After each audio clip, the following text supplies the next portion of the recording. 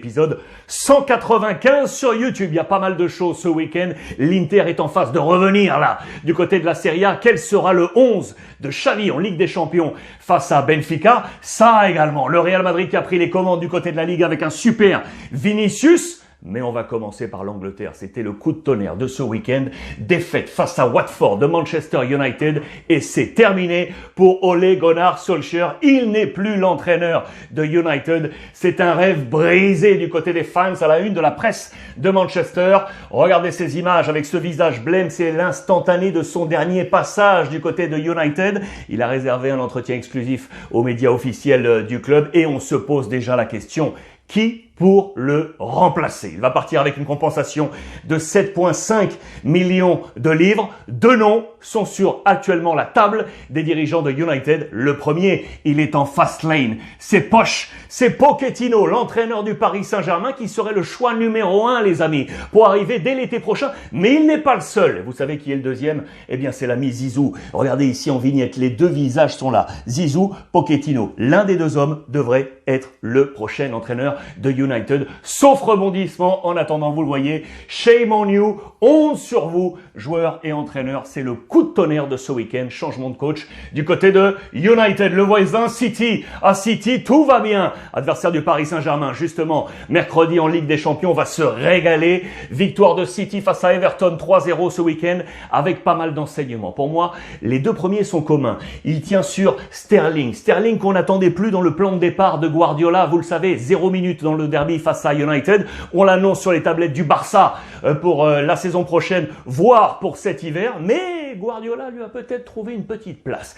Pas la position numéro 9, non. Il l'a mis sur le flanc droit de l'attaque, comme il l'avait fait d'ailleurs face à Bruges en Ligue des Champions lorsqu'il avait remplacé Mahrez à droite de l'attaque. Voilà peut-être une position qui pourrait permettre à Sterling de rester du côté de City. Ça va avec le deuxième enseignement, c'est que qui a joué en numéro 9? En faux neuf même, c'est le petit Cole Palmer, la nouvelle étoile montante de City. Il a joué dans cette position. Voilà les deux enseignements principaux de ce match face à Everton. Le troisième, c'est derrière. Dias n'était pas titulaire. Lui, le classique, lui qui joue tout pour Guardiola, laissé préserver très certainement pour le match face à Paris, à moins que, parce que les pairs Stones et Laporte ont bien joué le coup. Les deux notés 7 sur 10. City va bien, City est prêt pour jouer face au Paris Saint-Germain. Victoire 3-0 face à Everton. Je vous emmène en Espagne maintenant avec le coup de force du Real Madrid. Madrid a donc pris les commandes de la Liga ce week-end, les amis. Une victoire sans conteste. 4-1 face à Grenade. Il y a eu un petit moment de flottement. Madrid a mené rapidement 2-0. Puis Grenade est revenu à réduire l'écart. Mais ensuite, très sincèrement, l'adversité était trop faible face à ce Real Madrid pour une exhibition à la une de Marca. Jugar, ça veut dire jouer. On était là pour jouer. Côté Real, Carlo Ancelotti avec des visages forts qui illustrent cette force. Un super Vinicius et Modric qui incarne un milieu de terrain absolument incroyable, inoxydable. Le milieu de Carlo Ancelotti. Voilà quels étaient ses choix. La photo de départ de ce Real Madrid avec deux choix forts. Ils sont ici tous les deux, Asensio et Nacho. Voici le plan de bataille tactique de ce Real Madrid. Pas de Militao. Enfin, Militao se repose un petit peu en défense centrale avec David Alaba. On a un gros calendrier là pour le Real Madrid et donc Nacho a été pris dans l'axe aux côtés d'Alaba et donc l'autre choix à Asensio, deuxième titularisation consécutive après le Rayo Vallecano. Sur le flanc droit, il renaît, l'homme des Baléares. Normalement, c'est Rodrigo Essi qui était de retour de blessure. Il était sur le banc, mais Carlo lui a fait confiance. Voilà cette orchestration et donc ici, la salle des machines qui ne bouge pas, les amis. C'est eux les hommes forts, c'est de là qu'a brillé le Real Madrid dans les colonnes de Marca. Et el Madrid brilla desde el medio. C'est depuis le milieu de terrain que ça se fabrique. Côté Real Madrid, qui est sur l'une des meilleures séries en championnat depuis un bon petit moment. Et donc les deux axes forts, ce nouveau récital des trois ténors, Casemiro, Modric et Kroos, et un super Vinicius, buteur et qui a provoqué un carton rouge du côté de Grenade. Il en est à 8 buts. 8 buts cette saison, les amis. C'est plus que ses 3 premières saisons au Real Madrid cumulées. Un but lors de la première saison, puis 3 lors de la seconde, 3 la saison passée, ça fait 7 au total. Il en est à 8 en Liga. J'en rajoute 2 en Ligue des Champions, ça fait déjà 10 pour un super Vinicius à la pointe de l'attaque de ce Real Madrid pour être associé à Karim Benzema. Voici les notes. Comme annoncé, c'est la salle des machines qui prend le maximum. 3 pour Casemiro, 3 pour Kroos et 3 pour Modric, 2 pour Vinicius et 2 pour Karim Benzema. Le 11 type de la journée selon nos confrères de Marca, vous les voyez, Kroos et Modric et donc Vinicius qui est ici au classement. Le Real prend donc les commandes de cette Liga, toujours avec Karim Benzema en tête du classement des buteurs avec 10 buts. Vinicius vient se hisser à la deuxième place donc avec 8, devant Depay, Luis Suarez et Raúl de Tomás de l'Espagnol, tous les trois à 7 buts. Real Madrid devant la Real Sociedad qui a été accrochée hier par Valence 0-0 sur sa pelouse. À noter la position du Barça ici à la 6e place avec 20 points. La question est donc là, côté Barça, quel sera le 11 de Xavi en Ligue des Champions face à Benfica? Élément de réponse ici.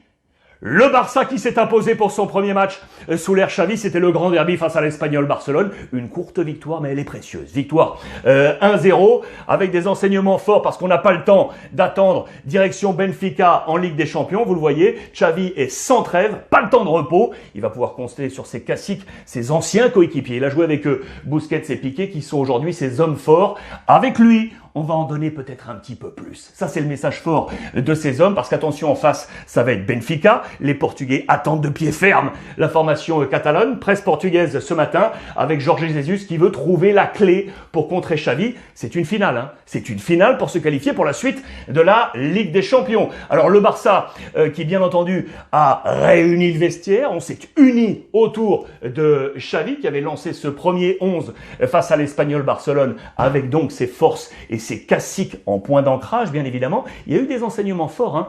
8 joueurs issus de la Masia. Ça, c'est l'ADN cruyffiste et l'ADN également du Barça. Les 8 joueurs sont là, Mingueza, Piqué, Eric Garcia, avec Nico, Busquets, le petit Ilias qui était là, Gavi et Jordi Alba. Je vous montre ces joueurs, pourquoi? Parce qu'également sur ces joueurs, 5 ont moins de 22 ans. 5 ont moins de 22 ans. C'est intéressant. Avec Mingueza, Garcia, Nico, le petit Ilias et Gavi. Ces joueurs sont très bons, sont très jeunes et pourraient être le nouveau souffle de ce Barça. Il y a juste un petit problème. Il y a un petit problème, c'est que face à Benfica, on va avoir un problème sur les ailes offensives. C'est une marque forte, ça, du jeu de Xavi. Vous l'avez vu dans ce match face à l'Espagnol, il a lancé le petit Ilias. C'est son premier lancement de jeune. Premier match et premier lancement du petit Ilias. Sauf que Ilias ne va pas pouvoir jouer face à Benfica. Il est suspendu. Il a pris un rouge avec la Youth League face à Kiev. Donc pas de Ilias, pas de Abdé également, l'autre petit talent qui a joué dans ce match face à l'Espagnol, qui est entré en jeu, et pas là parce qu'il n'est pas inscrit en liste de Ligue des Champions. Ça, c'est une erreur du Barça qui n'a pas profité des 25 places disponibles en Ligue des Champions pour inscrire des jeunes, pour éventuellement régénérer et être source de solutions. D'autant que Dembélé n'est pas encore remis, vous le savez, sur ce flanc droit. Il y a une option avec Sergi Roberto, il y a une option également avec Gavi qui peut être repositionné. Il y a une autre option, bien évidemment, c'est l'option d'Est qui lui est de retour, vous le savez, l'Américain qui avait été positionné justement sur le flanc de l'attaque à droite par Ronald Koeman. Est-ce que Xavi va en faire de même?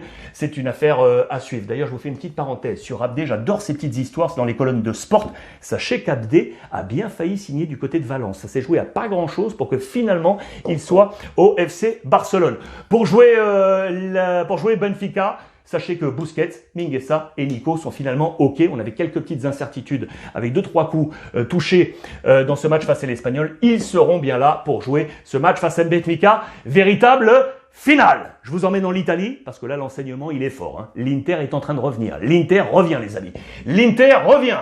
La presse italienne ce matin avec donc ce titre fort. L'Inter arrive. Regardez ce collectif qui est là. C'était un match haletant face au Napoli, le leader. Et on s'est imposé. Alors que dans le même temps, l'AC Milan a également été battu. Voilà ce que ça nous donne. Ça fait que l'Inter est 3e à 28 points. 4 points d'écart avec le Napoli et Milan. Sont-ils capables de revenir, les Interistes? Ça, c'est le grand débat. Notez la position de la Juve également ici. Et on va y revenir dans ce top 8. L'Inter s'est donc imposé 3-2. Vous le voyez avec une joie collective. Ça a été un match engagé, ça a été un match musclé. Il y a une image pour illustrer ça. Regardez, c'est le choc de Osimhen au niveau de l'arcade gauche ici, dans un choc tête contre tête avec Skriniar de l'Inter. Attention, parce que opération oblige et de nombreuses semaines d'indisponibilité pour normalement Osimhen du côté du Napoli, à moins que ça se passe mieux que prévu. Affaire à suivre, mais ça c'est un gros coup pour le Napoli. Les meilleurs joueurs dans ce match, ils ont été nombreux parce que ça a été vraiment très très actif.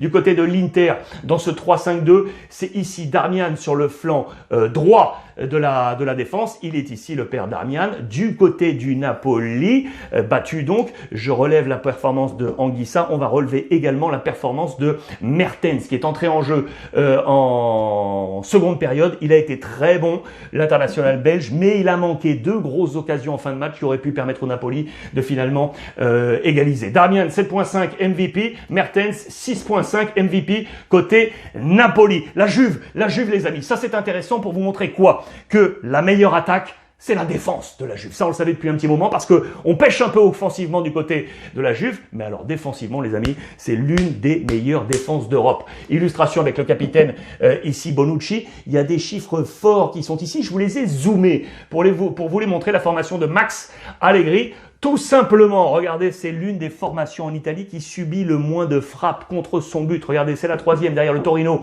et le Napoli, l'une des meilleures défenses italiennes et l'une des meilleures défenses en Ligue des Champions. Regardez, c'est kiff-kiff en Ligue des Champions sur le top 5 des frappes subies. Et bien regardez, la Juve est ici, en troisième place derrière Chelsea. Très bon la formation de Thomas Tuchel défensivement et le Bayern Munich, bien évidemment, on est là. Attention, la Juve a peut-être trouvé une arme cette saison pour éventuellement revenir sur les places européenne. C'est une affaire à suivre en parlant de manque d'attaque. Lui, il manque pas de but. C'est le père Vlahovic du côté de la Fiorentina qui est exceptionnel. On fait même du côté de la Fiorentina aujourd'hui une comparaison avec Batigol, Batistuta pour l'appeler Vlahovigol. Vous le voyez, il est tout simplement le meilleur buteur sur l'année civile 2021, juste derrière Robert Lewandowski. 38 buts pour le joueur du Bayern Munich, 27 pour Vlahovic.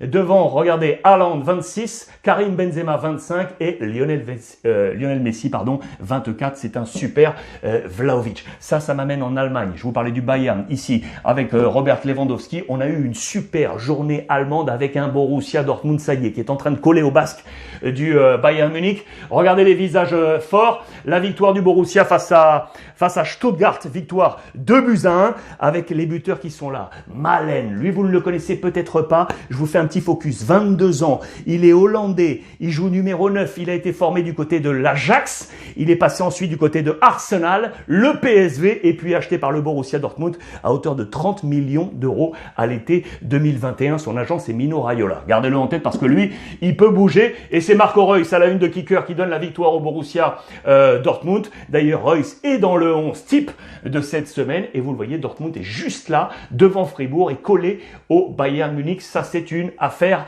à suivre. Pour terminer cette revue de presse, je vais rester en Allemagne pour vous dire les amis, il faut garder prudence. Le Covid court encore, bien évidemment. Illustration également dans le football. Regardez, c'est un chaos véritable du côté du Bayern Munich où vous le savez, on était déjà très agité avec Kimmich qui avait décidé de refuser la vaccination. Il a été mis en quarantaine par son club depuis vendredi. Eh bien, 4 autres joueurs viennent d'être mis en quarantaine également. Ils sont ici signifiés avec les Gnabry, les Musiala, les Choupo-Moting ou encore les Cuisance. Cas contact, attention avant la Ligue des Champions.